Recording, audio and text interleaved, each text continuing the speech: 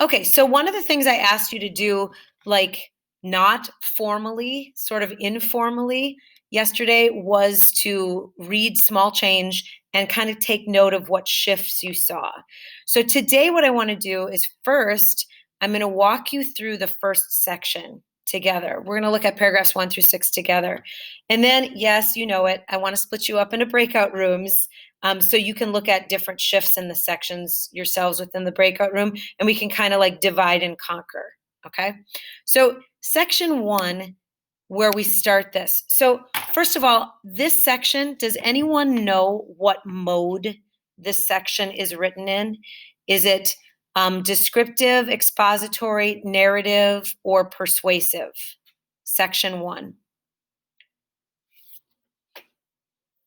You'll have to unmute yourself and just say if you know.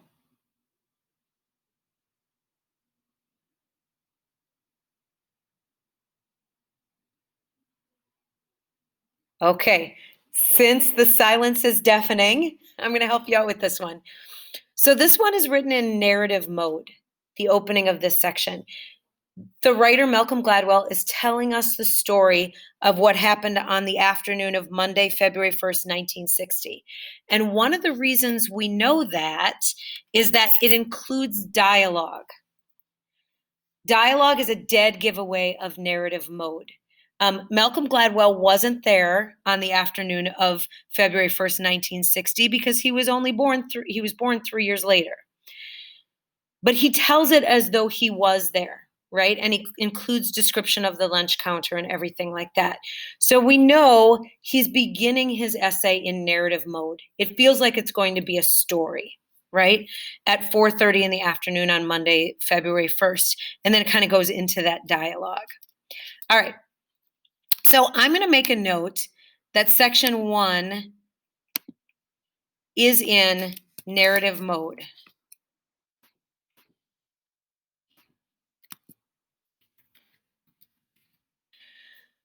It's not a shift that occurs, it's the entire section. But there might be shifts that occur within the section. So let's talk about that. Why does the author start in narrative mode? When I think of narrative mode, I think it is to gain interest.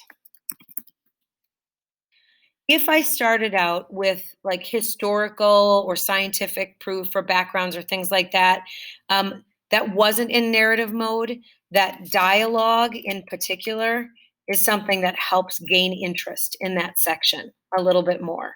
And that gets us into the story. So we've got narrative mode. All right, so now I just wanted to talk to you about the entire section right there. So where does the shift occur? When I'm looking through the first section, it is a short section and there's not a lot of shifts, but there is a brief time shift. So at the beginning of paragraph 5,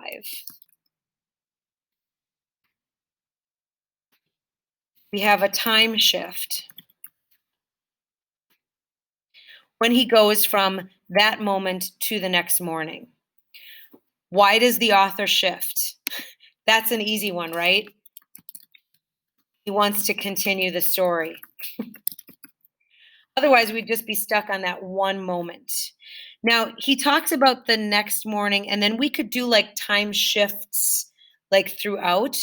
The rest of the essay on paragraph 5 or paragraph 6, we've got 3 different time shifts.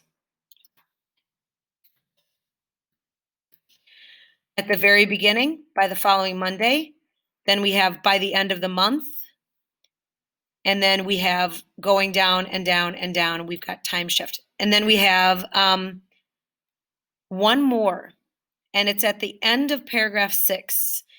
So it says, by the end of the month, there were sit-ins throughout the South as far west as Texas. I asked every student I met what the first day of sit-downs had been like on his campus, the political theorist Michael Wolser wrote in Dissent. The answer was always the same. It was like a fever. Everyone wanted to go. That's an interesting time shift because it takes us into a reflective mode. So the quote by Walzer is a memory of the event. It is not there on the event. It takes us into memory. I think that's important because it gives us perspective of distance on the event, and especially when they say it was a fever.